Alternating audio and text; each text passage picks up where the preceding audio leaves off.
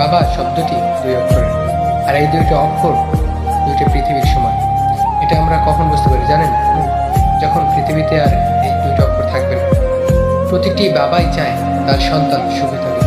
আমরা অনেক সময় আমাদের বাবার কাছে অনেক কিছু আবদার করে থাকি, তখন তারা না করে দেয়। তখন আমরা হয়তো ভাবি বাবা আমাদেরকে ভালোবাসে না।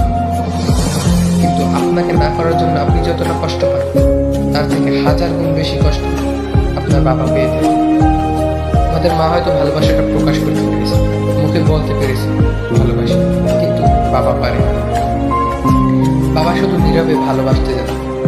আমরা হয়তো অনেকবারই মাকে বলেছি ভালোবাসি, কিন্তু কখনো বাবাকে বলে ওঠা হয়নি ভালোবাসি বাবা। আশেপাশে খোঁজ নিয়ে দেখেন, যাদের বাবা নেই তারা হাজার চেষ্টা করলেও পারে না বলতে ভালোবাসি। তাই চলে যাওয়ার পরে না, চলে যাওয়ার আগেই সামনে গিয়ে বলুন, হয়নি বলা